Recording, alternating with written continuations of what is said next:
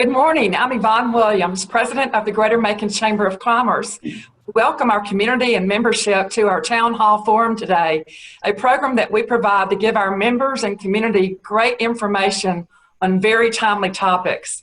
We welcome our chairwoman, Julia Maga, today, who will introduce our very distinguished guest and really a strong associate for Macon Bibb. Thanks, Yvonne. Prior to joining the Georgia Transportation Alliance, where he serves as Executive Director, Seth Millican worked as Vice President of Public Affairs at Brock Clay Government and Public Affairs. He began his career working in various staff positions with the Georgia General Assembly. He earned his BS in Social Sciences from Thomas Edison State College. He's been recognized in various publications for his work on behalf of political causes and policy-related initiatives. Seth was appointed by Governor Nathan Deal to chair the Georgia Athletic and Entertainment Commission, and he serves on the Georgia Wildlife Federation Board. Seth is also a founding member of the American Road and Transportation Builders Association's Transportation Investment Advocacy Center. I think this is a passion you'll pick up on when you hear from him. He's also the co-chair of the Council of State Chambers Transportation Committee, a member of the American Enterprise Institute's Leadership Network, and a member of the U.S. Chambers Transportation Infrastructure and Logistics Committee.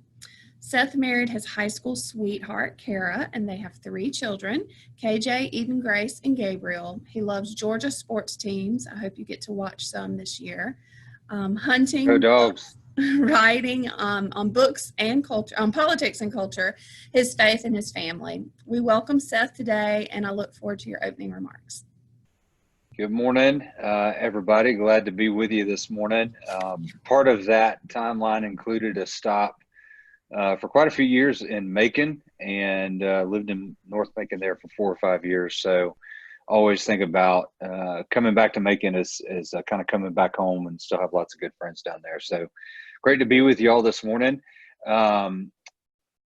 It goes without saying, and this is something that we all at the Georgia Chamber try to point out as much as possible. And my boss, Chris Clark, always does a great job of highlighting the critical importance of the partnership that we have with our local chambers all across the state of Georgia. There's about 160 local chambers across the state of Georgia, all of which are members of the Georgia Chamber.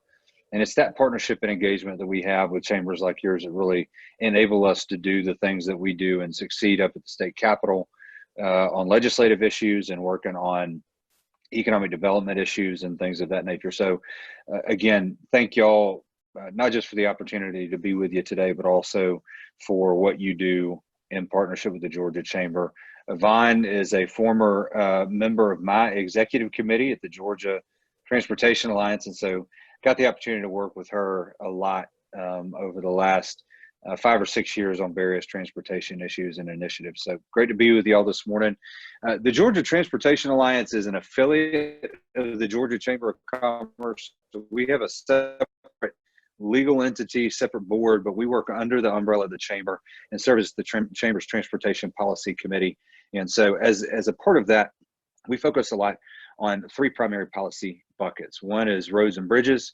The second is transit and public transportation.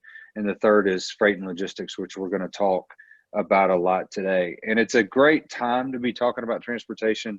And Georgia's a great place to talk about transportation because transportation plays such a huge role in who we are as a state. Going back to 1915, about 105 years ago, when the Georgia Department of Transportation was established as the Georgia Highway Department. Delta Airlines, one of the world's top private transportation employers, and UPS have both chosen to locate their corporate headquarters in Georgia. The Savannah Port became the 6th largest in the world. And obviously everyone knows about the world's busiest airport, which is Hartsfield-Jackson Atlanta International Airport. I've been in this role for about 10 years now, and over the last 10 years, we've seen pretty exponential growth in terms of our focus on transportation in Georgia. And I think that's a credit to our political leadership and our elected officials, both at the state and the local level. Back in 2010, we passed the Transportation Investment Act, and otherwise known as TIA or T-SPLOST, and we've seen that pass in almost 100 different counties around the state of Georgia, both as individual counties and as regions. And then I think everybody's aware of 2015, we passed House Bill 170, which in some regards is probably the most sweeping transformative transportation legislation we've seen at the Capitol in probably close to a generation. So the last 10 years have really seen the acceleration of a focus on transportation in Georgia. And I think that comes from a realization. It's really easy for folks like myself and others that work in the industry to think of transportation kind of as the end of the day, it's all about transportation. But it's important for us to remember that transportation really is a kind of a spoke in the wheel that is economic development. And I think is top state to do business, one of the fastest growing states in the country, transportation has increasingly become an important part of that wheel of economic development. So next couple of slides are just kind of a summary of what our transportation network looks like across the state of Georgia. We have 127,000 public road miles, almost 15,000 bridges all across the state of Georgia. This next one I'm going to highlight because we're going to come back to this later. We have almost 6 million tons of freight that move across our roads and bridges each week in the state of Georgia. And that's a critical piece of data that we're looking at as we move forward into the future. Freight and logistics is a huge part of our state's economy and our transportation infrastructure network. Y'all are right in Bibb County. Y'all are right at the epicenter of that, as you've seen the reconstruction of the 7516 interchange. And we'll talk a little bit more about that here in a little bit. Our non-road and bridge infrastructure is primarily our freight railroads. We have almost 5,000 miles of active track across the state of Georgia. Those miles are maintained by CSX and Norfolk Southern, are two Class I railroads, and then 26 short line railroads. One of the largest in Georgia is just south of y'all, the heart of Georgia, short line railroad. And these short lines provide last mile support from the main arteries to distribute goods and products throughout our communities all across the state of Georgia. Everybody knows Hartsfield-Jackson Atlanta International Airport here in Atlanta is one of the world's busiest. In fact, as the world's busiest airport, has helped Atlanta maintain our position as the second largest inland port in the entire United States, only behind Chicago. And the reason that Chicago is ahead of Atlanta is primarily because they have 5 Class I railroads that run through Chicago, whereas we only have 2. There's just interesting thing about this airport discussion is that Hartsfield-Jackson is just one of 107 publicly owned airports across the state of Georgia that provide critical transportation services to our local economies, particularly when it comes to corporate relocations and economic development projects. And those airports provide about a $2 billion economic impact to the state each year. Now, just to kind of recap and transition into what we're looking at as we move into the future, again, Macon is right at the epicenter of this, sitting at the transition from I-16 to I-75 headed into Atlanta. Savannah is the largest container port on the East Coast, and it's also the fastest growing port in the entire United States. The Port of Brunswick is the #2 U.S. port for total vehicle imports and exports. I want to pause there and just recommend to anybody that's ever trying to tell the story of how transportation is related to economic development. The Port of Brunswick is a great example. Several years ago, it was ranked nowhere near the top of U.S. ports for vehicle imports and exports, and the little auto plant decided to locate over in West Georgia about 6 or 8 years ago, and now Kia has almost 10,000 employees in that part of the state, and that's one of the #1 reasons that the Port of Brunswick is catapulted to the top of that list for vehicle imports and exports. So that's just a really good story to tell about the connection between economic development and transportation. Everybody knows that Atlanta traffic was terrible, is terrible. Some things never change. Georgia is one of the fastest growing states in the country. And one of the things that we see, particularly in metro Atlanta and other metro areas around the state, like Macon and Savannah and Augusta and Athens and places, is that congestion is increasing. We are, as we speak, undergoing the current census process. And there are some projections that suggest that once we get through that process, Georgia could be the 5th largest state in the U.S. So we'll see how that goes. But what we also know is that as the population increases, we see our economy increasing as well. And so this last bullet point is something that I really want to focus on as we talk about what is on our minds at the Georgia Chamber as we think about transportation into the future. Pre-COVID, and we'll talk in a few minutes about what that has done to the transportation economy, but pre-COVID, the ports were projecting that they would move about 4.5 million containers this year. Their projections are that in the next 8 years, or by the year 2028, they'll double that capacity from 4.5 to almost 9 million containers a year. So what does that mean for Georgia's freight and logistics network? I'll give you two examples that give us cause, number one, for concern, but also optimism about what some of the potential opportunities are for the state. Currently, there are about 245,000 truck trips a year between Savannah and Atlanta as a result of this traffic at the port. So if you do a raw calculation, if the traffic at the port doubles, you can reasonably assume that that number is going to go from about 245,000 truck trips a year on I-16 to 500,000 truck trips a year on I-16 by the year 2028. Now, the challenge for Georgia is that of the traffic that goes into and comes out of the port, almost 84% of it is moving by truck. Rail has a substantive market share here in Georgia, but all the same, it's still only about a 17% total market share of what's going into and coming out of the port. And so the challenge for us as a state is, where do we put those additional tractor trailers? If you do the raw math of that container increase at the port, it's pretty daunting and pretty overwhelming. Now, what we also know is that as the state grows in total, that growth is not distributed equitably across the entire state. And in fact, we have some counties that will dramatically increase in population. We have some communities and some counties that are going to experience minimal population growth. And then we actually have some counties across the state that are going to lose population over the next 8 or 10 years. And so one of the filters that we try to apply to this discussion about transportation and economic development is how can we build our infrastructure such that we're supporting all counties across the state of Georgia. What we also know is that economic growth is linked to population growth.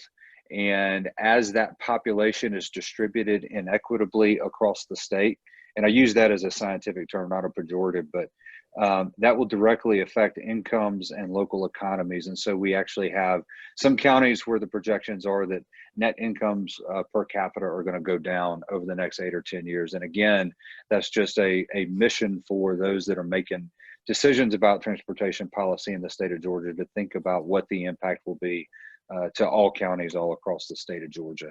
And this is just another representation of the macro effects on counties across the state of Georgia as that population grows and changes over the next 8 or 10 years. Now, the good news is if we back out to about a 60,000 foot level, we know that Georgia is still one of the top 18 U.S. goods distribution markets across the United States. We actually borrowed this graphic from Commissioner Russell McMurray at the Georgia Department of Transportation. As we move forward, the next slide gives you a bit of a visualization of what that truck traffic and train traffic dispersal looks like out of Savannah, out of Florida, through the Atlanta area, and then across the rest of the United States.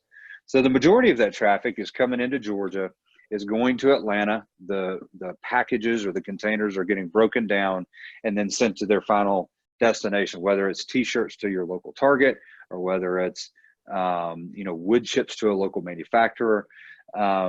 The challenge again is the fact that so much of that traffic coming into and going out of the port of Savannah is going on a truck as opposed to a train. And that's a challenge for our shippers and our providers because traffic is expensive. Congestion is expensive, and that definitely has an impact on companies that are seeking to send their goods and their products out across the United States. So just to kind of recap, we have a large and very substantive freight and logistics infrastructure network in Georgia that consists of 15 interstates, a very active inland port in Metro Atlanta through our CSX and Norfolk Southern distribution hubs, as well as the airport. We have a very significant rail hub with 4,600 plus miles of freight rail across the state. And then we're seeing a new trend over the last 6 or 8 years, as the Georgia Ports Authority leads the Network Georgia program. And this is a program that the port created. If we go back 2 slides here, the challenge of the traffic that comes into and out of the port, into and out of the state of Georgia, that doesn't have to go to Atlanta. It's going to New York, or it's going to Birmingham, or it's going to Chattanooga, or it's going to Chicago, or somewhere else. The challenge is to figure out, how do we get those containers to their final destination without them having to go inside 285? That's a challenge for folks that live in Atlanta because it creates more intense congestion issues. It's a challenge for those shippers too, because again, time that they spend in traffic is time that they're losing money. And particularly in this economy, that's a challenge moving forward. So the Georgia Ports Authority has designed the Network Georgia program, wherein over the next 10 or so years, they will build and establish a series of inland ports around the state of Georgia that will enable them to take that traffic that's not going to Atlanta and get it to its final destination, whether it's by truck or rail, without them having to go inside 285. So far, there is the first inland port down in Cordele, Georgia, down in Crisp County, just south of Macon. The second one was opened a year and a half ago up in Chatsworth, Georgia, in Murray County, the Appalachian Regional Port. And the newest one is coming online soon in Gainesville, Georgia, on Norfolk Southern's line that goes up the northeast part of the state. We anticipate there will probably be 2 or 3 more of those that will come online before that program is completed. Again, we mentioned Port of Savannah, one of the largest and fastest growing in the United States, one of the most active ports for total vehicle imports and exports. I mentioned the challenge of figuring out how to get traffic around Atlanta. This is a really cool, at least for me as a transportation nerd, I think this is kind of a cool graphic that we borrowed from GDOT that shows the through percentage of truck tonnage in the state of Georgia by interstate. So if you look at those numbers from Savannah to Macon on I-16, only 4% of those containers are going somewhere other than Atlanta. But then if you look at I-75 north of Atlanta, headed up towards the Tennessee state line, 22% of the trucks that travel I-75 from Atlanta to the state line are going somewhere else. They're not stopping somewhere in Northwest Georgia. So it's interesting to be able to see where those volumes are going and what their final destination looks like. Again, this is just another representation of what truck flows look like in the Port of Savannah through Florida and through Georgia, Atlanta, and then into the rest of the United States. So suffice it to say, Georgia plays a key role even in our national freight and logistics network. And I think that's one of the things that's driving some of these policy discussions about what the future of transportation in Georgia actually looks like. You know, all of the information that I just talked about was exactly the same that I would have given to you if we'd had this 4.5 months ago or in early March before things changed. And everybody knows on March 13th, the state essentially shut down as a result of the coronavirus pandemic. We've seen obviously ebbs and flows, but it has had a definite impact on transportation. And so I wanted to talk briefly about that before we talk about some Bibb County specific issues and then what the future looks like. So the challenge we're in right now is it hasn't been quite long enough to develop solid data trends, but we do have some data points that at least give us a brief look at how Corona has affected certain parts of Georgia's transportation infrastructure. We do know from the State Road and Tollway Authority that toll revenues are down almost 30% from our toll roads like the 75 South toll lanes headed through Henry County, which I'm sure many of y'all have had the opportunity to use, and then the Northwest Corridor project up in Cobb County, northwest of Atlanta. We also know that revenues for governments all across the state, local, municipal, have taken a hit as a result of the pandemic. GDOT's share of budget cuts at the General Assembly this year was almost $300 million, about an 11 or 12% budget cut. We know in Metro Atlanta, and I'm sure this is probably proportional to what communities like Macon are seeing as well, rail and bus ridership is significantly down for our public transportation system. This next one is probably the most staggering of all. Airport traffic at Hartsfield-Jackson Atlanta International Airport is down nearly 94%. Just a tremendous impact on our airlines and our airport systems all across the country. The Dow Jones Transportation Index dropped just over 18% in March. That's the largest single monthly drop since the early 1990s. So we know it's having a significant impact on the transportation sector. And we also know that truck volumes in Georgia were down about 10 or 15%.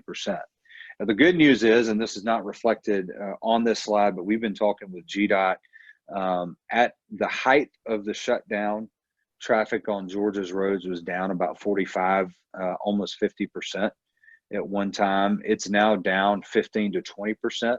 So we're definitely seeing an upswing and an uptick in traffic, which is encouraging because it means folks are getting out, they're being able to go to work, and that's an encouraging sign for our state's economy. So just to recap, Georgia is one of the fastest growing states in the country. That's affecting our population, but it's also affecting our commercial growth, our freight logistics network. We're looking to see traffic at the ports double over the next 8 years.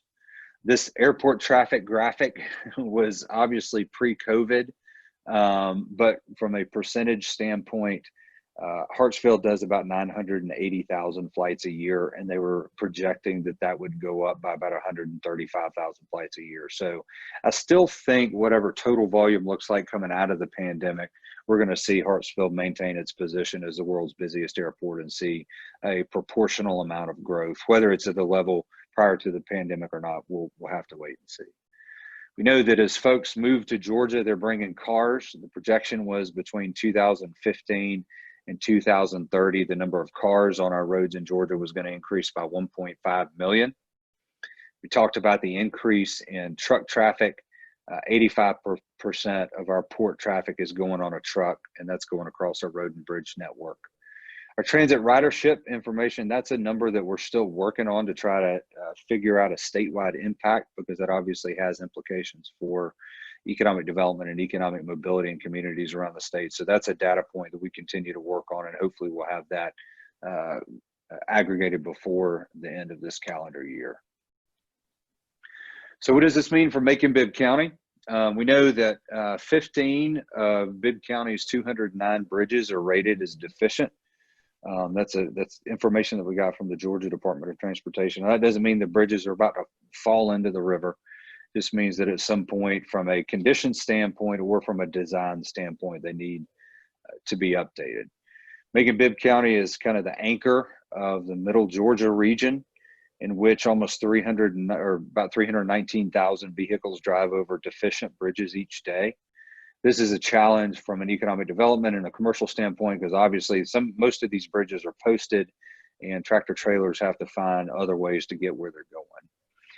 The Middle Georgia region has increased in population by 2% since 2010.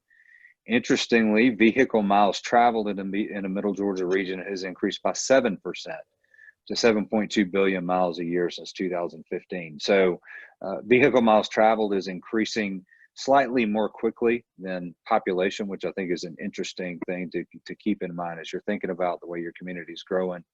And then a survey that we did in partnership with the Transportation and Road Improvement Program and the Association of County Commissioners of Georgia indicates that 25% of the county maintained roads in the Middle Georgia region are in poor condition, and current budgets will only allow for 4 to 7% of needed repairs to take place in the next fiscal year. Now, it sounds a little dire, but I guess the good news, bad news is you're not unique to any other counties across the state of Georgia. We've done this presentation in probably 20 different communities over the last 6 months, and everybody is facing the same challenges. Infrastructure that is in need of maintenance, increasing population growth and vehicle miles traveled, and lack of available public resources to meet those infrastructure investment needs. And that's kind of what's driving the policy track that we're working on right now at the Georgia Transportation Alliance. In 2019, we partnered with the legislature to create the Georgia Commission on Freight and Logistics. That's a group of political leaders, state legislators, business leaders from the Georgia Chamber, Metro Atlanta Chamber, county commissioners and mayors from across the state of Georgia, and a few private sector representatives as well. So they traveled around the state last year, met several times, and produced a set of recommendations The number one of which was, we need another year to continue to look at this challenge before we're able to produce actually, like, what do our action steps look like? But as that group finished their work in November of last year, Commissioner Russell McMurray gave a presentation to kind of round out the year and set the context for moving forward. And this slide represents what those actual needs look like across the state of Georgia. And I'm not going to go through every single one of these categories. There's a significant amount of need, and this is just for freight and logistics infrastructure. This is not roads that are going to reduce congestion or going to create less traffic, or roads that are going to help us get to work or get to school or get to church more quickly. These are strictly facilities that are a part of the freight and logistics network in the state of Georgia. The annual need works out to be in about $2.7 billion a year. It's a big number. So that's the challenge that faces our policymakers as we look into the future. It's like, we've got all this growth. We've got one of the best ports in the country, busiest airport. We've got a great freight and logistics network, but how do we improve that network so that it's able to meet the growth challenges that are kind of coming down the pipe at us? Now, the good news is Georgians are on board with it. One of the things that we do at the Georgia Transportation Alliance is polling each year to test public attitudes about this issue and investment in transportation. And these are three of the most consistent pieces of data that we get back. Number one, folks in Georgia think that state government has the primary responsibility for funding transportation and infrastructure. I think everybody is wise to the fact that as it stands right now, Washington's not going to come riding in. Calvary's not coming from DC. If we want to make improvements to our transportation network in Georgia, we need to take our future into our own hands. Second, and this is no surprise, 90% of the people that we survey agree that transportation is a critical component of job growth and economic prosperity. No surprise there, but it's always good to kind of have that number to visualize. This is one of my favorites, and we like to talk about this one because we do a lot of interfacing with legislators and elected officials all across the state of Georgia. 51% of the people that we talk to are more likely to vote to re-elect a political leader who's voted to increase transportation funding. And I think that's due to two things. Number one, I think we've seen strong political leadership over the last 10 or 12 years, and folks have seen what that leadership has done for our communities. I also think it's easy for folks to draw a line between transportation investment and the improvements they're seeing in their communities, because transportation infrastructure is something tangible. I think everybody has a picture in their head. I do. I only drive through there a couple of times a month, of what that construction on 75 and 16 looks like. It's a very tangible way to see how your dollars are bringing improvements to your communities. So as I mentioned, Georgia Commission on Freight and Logistics met last year, said they needed more time, and so they came back to the legislature and asked for a reauthorization for the year 2020. That was completed the last week of June as they wrapped up the legislative session. And so that commission has been reconstituted, and they'll meet again between now and the end of the year 5 times in Atlanta at the state capitol, rather than traveling around because of some of the corona risks. They're going to just do that at the state capitol. They're going to meet 5 times.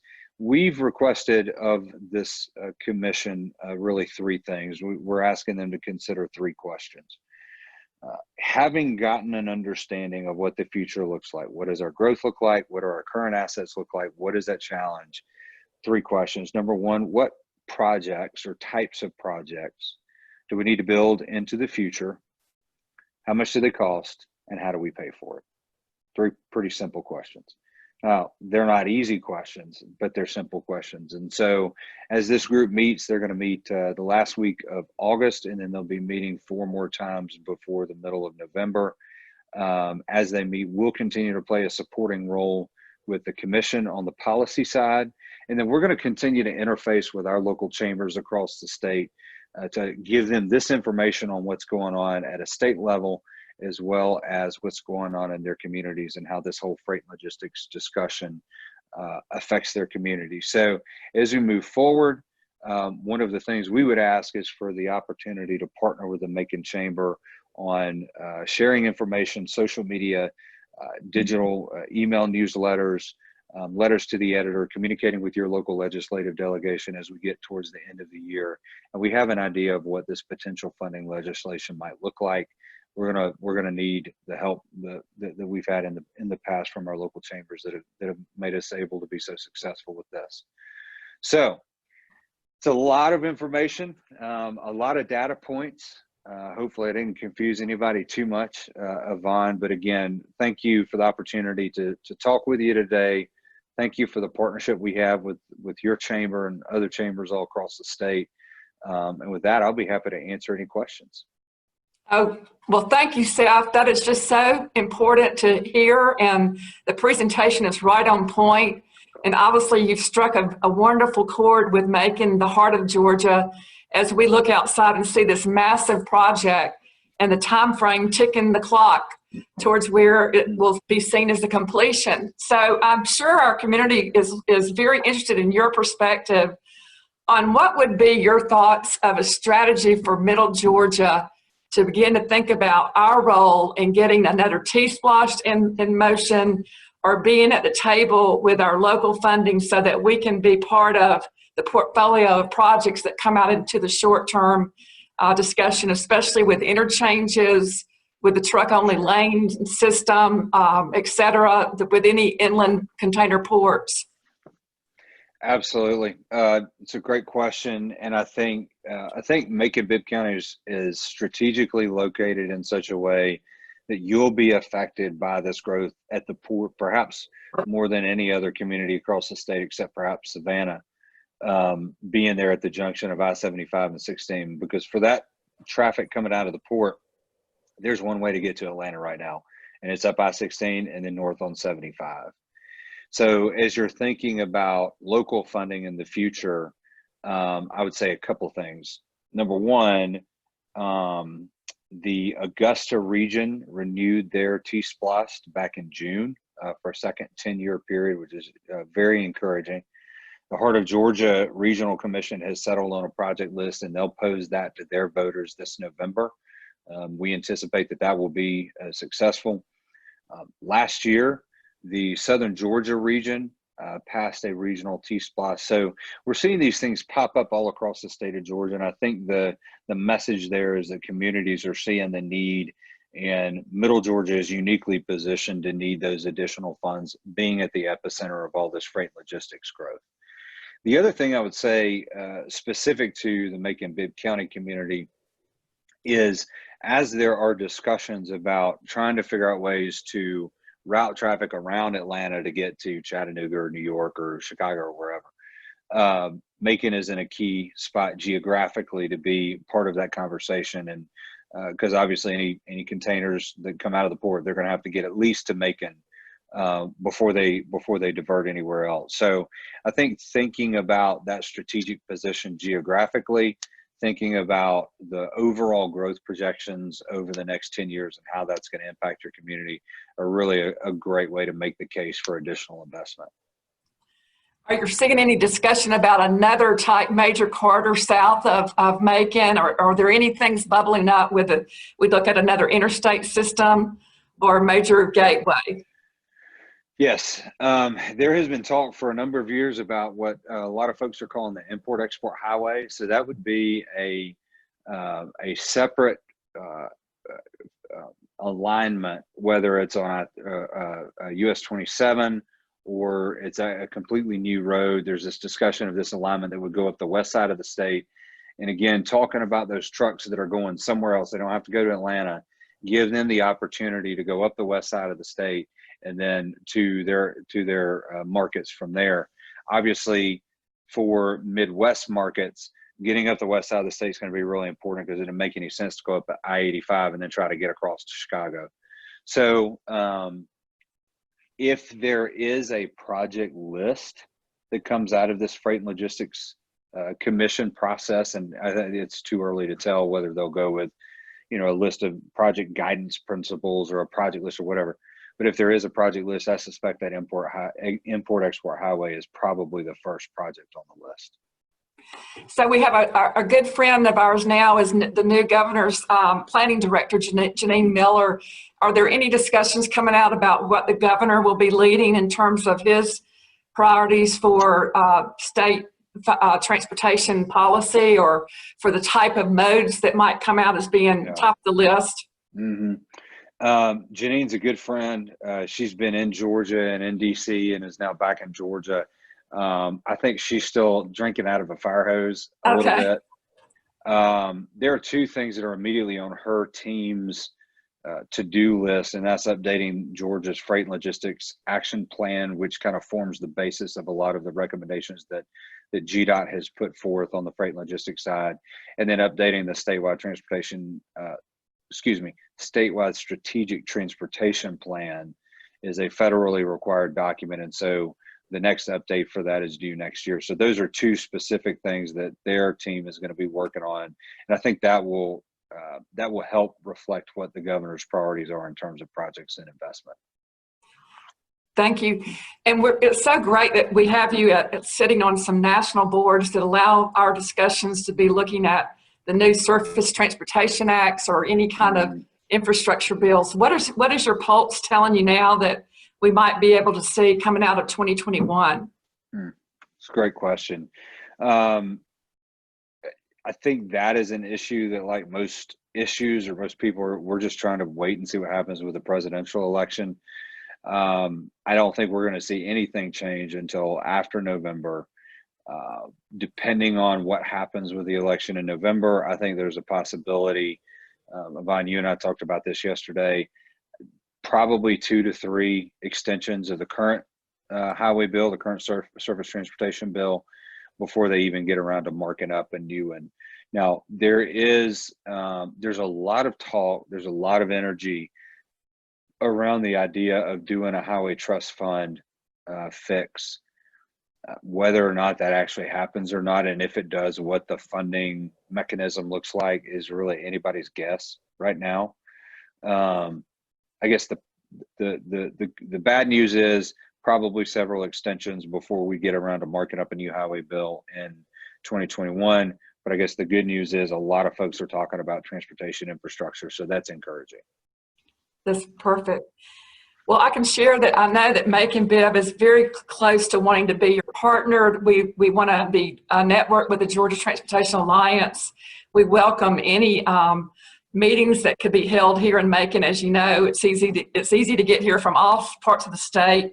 And we also want to be your friend in advocacy on anything that can happen to allow for discussions on funding or funding sources that might be of interest to the legislative. We have a great delegation here. And I'd just like to let you close out for us with, help us find the pathway for next steps. We certainly need to have a discussion about T-Splosh here in Macon Bibb. It's time for us to have that discussion for another round of capital projects. And we certainly want to be connected on decisions about container inland ports or even airport expansions. That's a whole other subject, but we've got a great Middle Georgia Regional Airport that's really surfacing as a great opportunity for commercial as well as passenger traffic. So we'd like to have some parting words from you, and then I'll give some closing remarks to our membership. Sure. Yeah, I think, Yvonne, you're right on point. For communities that are in certain parts of the state of Georgia, major interstate corridors, major development corridors, I think the best thing you can do is, this is going to sound a little country, but I'm from Northwest Georgia, and that's how we talk up here. You need to get yourself a T-Splosh. And we like to kind of share that with folks all across the state of Georgia. I haven't talked to a single county commissioner, mayor, local chamber who has passed a T-Splosh and is not thrilled beyond words with the results that it has brought. And obviously there are financial advantages to doing it regionally. But if you can't do it regionally, going as a single county, I think, is a great option too. Again, going back to Macon Bibb County's geographic location, you are and will be at the epicenter of that. So the ability to have additional funds to invest in your local infrastructure priorities would be a great thing for your community. The other thing I would say is, I think with Janine at GDOT, having just passed a major transportation bill in 2015, with the possibility of another one coming in 2021, 22, 23, something like that, passing a T-Splost specifically with partnerships with GDOT in mind, and being able to use some of those local funds that you've raised to leverage state funds, I think could be very helpful. Because again, pretty much by virtue of your geographic location now, 16 to 75, any project you put on a T-Splost project list is going to be of interest to GDOT, and is going to be a helpful step for them as they look at the statewide strategic transportation plan. So I think local funding, partnerships with GDOT, and then just being in a position to capitalize on this growth. You know, it's one of those things that's kind of a two-edged sword. And you have a build, no build type scenario. If we don't build, if we don't look at the future and we don't address some of these challenges, I think at some point in time, we'll see companies actually leave Georgia and say, I can't move my goods, I can't move my employees, I'm going to another state. But if we do take the right steps from an investment scenario, I think, you know, Georgia could legitimately become the freight and logistics capital of the entire United States. And that's kind of a goal that we have, and I think is definitely within reach. Well, it's so good to see you today. I think that we thank you and Chris for your excellent Absolutely. updates to our membership, our community. We certainly are more informed and more energized as a result of you all having these connections this week and last week. I want to thank all of our members for joining us today, and remind you that next week we have a town hall with Senator John Kennedy, so we already have some talking points, obviously, that we can provide with him on our passion for transportation. And we hope everyone has a great weekend. And I must remind everybody in Macon, it matters to wear your mask.